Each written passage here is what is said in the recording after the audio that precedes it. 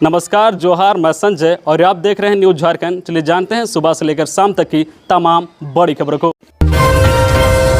सत्ता और विपक्ष के बीच होगा एक और शक्ति परीक्षण। झारखंड में एक और उपचुनाव के लिए सियासी मैदान तैयार हो चुका है। 5वीं विधानसभा में यह 5वां उपचुनाव होगा। इससे पहले बेरमो, दुमका, मधुपुर और मांडर विधानसभा के लिए उपचुनाव हो चुके हैं। चारों सीटें यूपीए की थी और यूपीए उम्मीदवार जीते।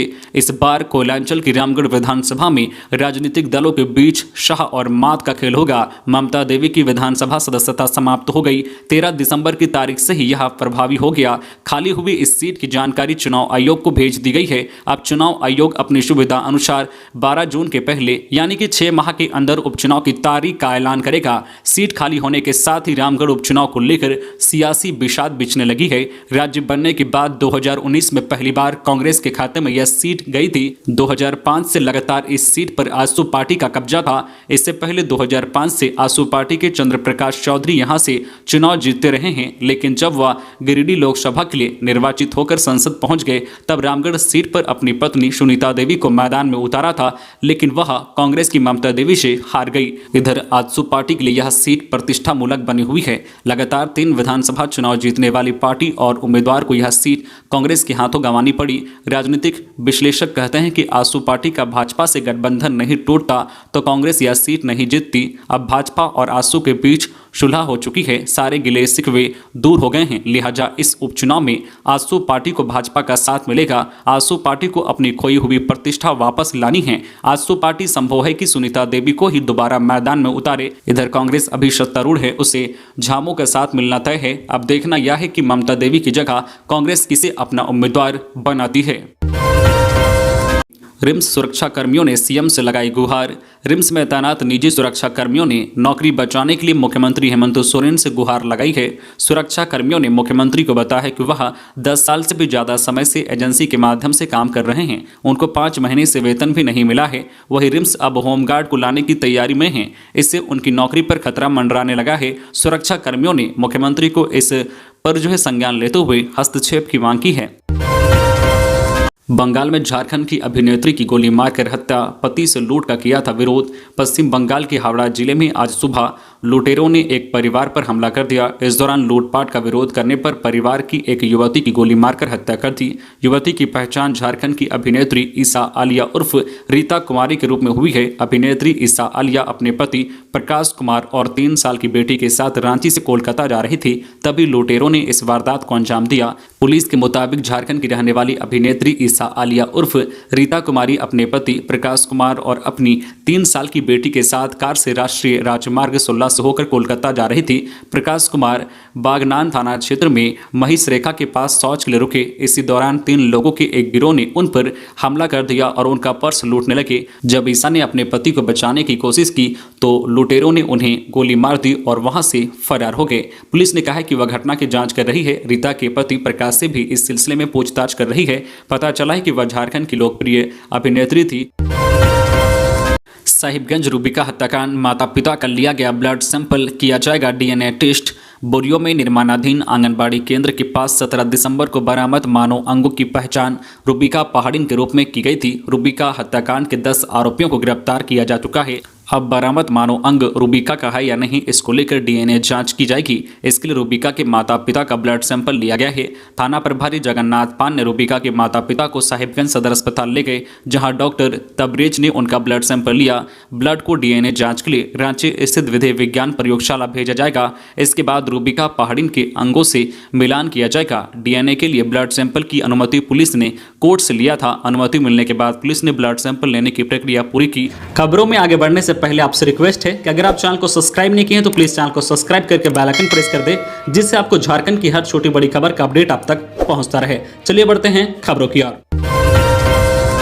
झारखंड के 3 आईपीएस को मिला प्रमोशन, बनाए गए आईजी। झारखंड कैडर के 3 आईपीएस अफसरों को आईजी में प्रमोशन मिल गया है। 2005 बैच के 3 आईपीएस अफसर पंकज कंपोज, राजकुमार लकड़ा और असीम विक्रांत मिंज को आईजी रैंक में प्रमोट कर दिया गया है। इसकी अधिसूचना भी जारी कर दी गई है। 2005 बैच के 3 आईपीएस अफसरों को आईजी रैंक में प्रमोट मिल गया है।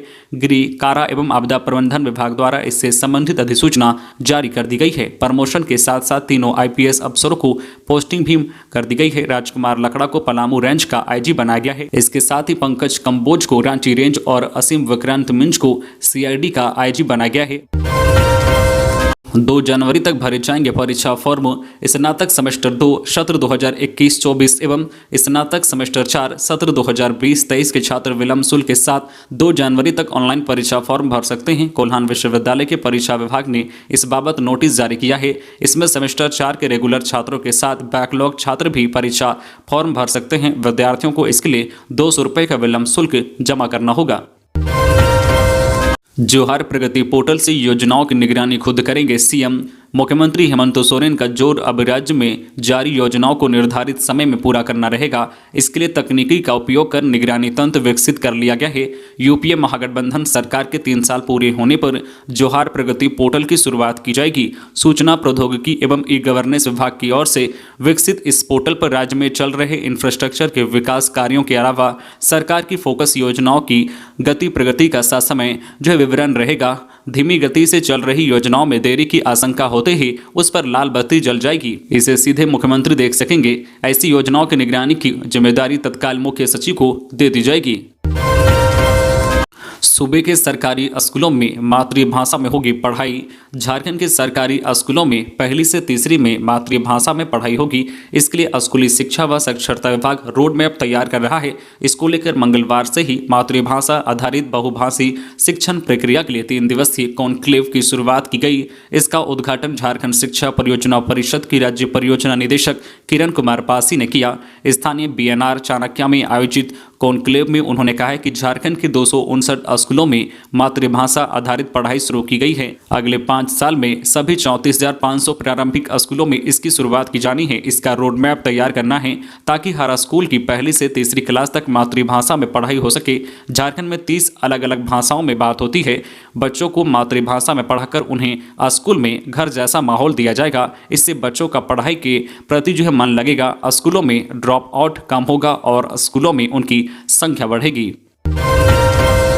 शक्ति दवा बनाने वाली कंपनियों की पूरे देश में जांच शुरू।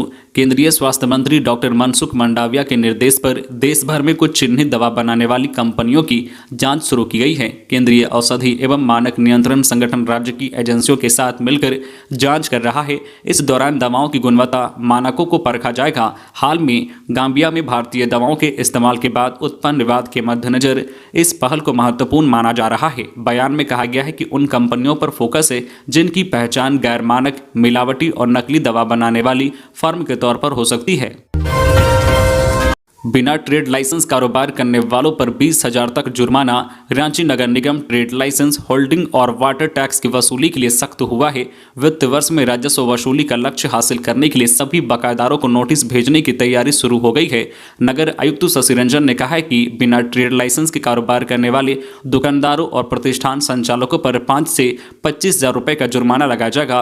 अब इन्हें सील किया जाएगा। उन्होंने कहा है कि मियाद पूरी होने के बाद भी लाइसेंस का नवीनीकरण नहीं करने वाले 4500 संचालकों को नोटिस भेजने का भी निर्देश दिया गया है। नगर आयुक्त अपने कार्यालय में राजस्व शाखा की समीक्षा कर रहे थे। कोरोना के नए वेरिएंट के खतरे को देखते हुए जिले में बढ़ी बूस्टर डोज की डिमांड। चीन में कोरोना के बढ़ते मामलों को देखते हुए धनबाद समेत पूरे राज्य में सतर्कता बढ़ा दी गई है। खासकर टीकाकरण को लेकर लोग अब फिर से जागरूक हुए हैं। जिले में पिछले 1 सप्ताह से टीकाकरण की रफ्तार बढ़ी हुई है। इनमें बूस्टर डोज लेने वालों की संख्या में भी बढ़ोतरी हुई है। पहले जहां जिले में हर दिन औसतन 10 से 20 लोग बूस्टर डोज लेने के लिए पहुंचते थे, वहीं अब उनकी संख्या हर दिन औसतन 100 के पार हो गई है। जिले में पिछले 1 सप्ताह में कुल 3,824 डोज दी गई है। इनमें से बूस्टर डोज लेने वालों की संख्या 1176 है, जो कि कुल टीकाकरण का करीब 31% है। हालांकि अब भी बूस्टर डोज के मामले में ये काफी पीछे है। जिले में 12 लाख लोगों को बूस्टर डोज देने का लक्ष्य रखा गया है, लेकिन अब तक 1,32,000 लोगों ने ही बूस्टर डोज ली है। मोस्ट वांटेड शराब माफिया गणेश गौराई गिरफ्तार। स्पेशल टीम ने दबोचा। अवैध शराब कारोबारियों के खिलाफ पुलिस की कार्रवाई लगातार जारी है। आईजी अभियान अमोल वी होमकर की अगुवाई में राज्य भर में शराब माफिया के खिलाफ जोरदार कार्रवाई जारी है। इसी क्रम में रांची से वांटेड शराब माफिया गणेश गौराई को धर दबोचा गया है। गणेश की गिरफ्तारी को लेकर 4 थानों की टीम कई महीनों से प्रयास कर रही थी। मिली जानकारी के अनुसार पश्चिम बंगाल के रहने वाले कुख्यात शराब माफिया पुरुलिया में रहकर ही अवैध शराब का कारोबार कर रहा था। झारखंड की राजधानी रांची सहित राज्य के कई दूसरे जिलों के थानों में भी गौराई के खिलाफ अवैध शराब तस्करी से जुड़े कई मामले दर्ज हैं। कुर्मी को अनुसूचित जनजाति एवं कुरमाली को 8वीं अनुसूची में शामिल करने की मांग। कुर्मी को अनुसूचित जनजाति एवं कुरमाली भाषा को 8वीं अनुसूची में शामिल करने की मांग को लेकर आदिवासी कुर्मी समाज जमशेदपुर प्रखंड कमेटी ने बुधवार को प्रखंड कार्यालय में प्रदर्शन किया। प्रदर्शन के उपरांत मुख्यमंत्री के नाम 11 सूत्री मांग पत्र जमशेदपुर प्रखंड विकास पदाधिकारी के वरीय लिपिक को सौंपा गया। आदिवासी कुर्मी समाज के जिला सदस्य प्रकाश महतो ने बताया कि कुर्मी समाज तत्कालीन छोटा नागपुर पठार अब झारखंड में वर्षों से एक जनजातीय समुदाय के रूप में निवास करते आ रहे हैं, जिसकी पुष्टि विभिन्न मानव शास्त्रियों, भाषा वैज्ञानिकों ने की है। वर्तनी की त्रुटियों के कारण दूसरे राज्यों में निवास करने वाले कुर्मियों की तरह यहाँ के जनजातीय समुदाय की मूल पहचान को खत्म कर दिया गया, जबकि अनुसूचित जनजातियों के पर्व त्योहार, सभ्यता, संस्कृति, भाषा वगैरह समान है। इसके बावजूद समाज को उचित पहचान एवं मान सम्मान नहीं मिला। उन्होंने मुख्यमंत्री से कुर्मी, कुरमाली एवं सरना के पुरातन इतिहास को देखते हुए उक्त समाज को अनुसूचित जनजाति में शामिल करने की मांग की। तो ये थी आज की झारखंड की टॉप बड़ी खबरें। इसी तरह झारखंड की हर छोटी बड़ी खबर देखने के लिए आप हमारे चैनल न्यूज झारखंड चैनल को सब्सक्राइब करके बेल आइकन प्रेस कर दीजिए, जिससे आपको झारखंड की हर छोटी बड़ी खबर का अपडेट आप तक पहुंचता रहे। तो आज के लिए बस इतना ही, हमें दीजिए इजाजत, फिर मिलते हैं नेक्स्ट न्यूज में।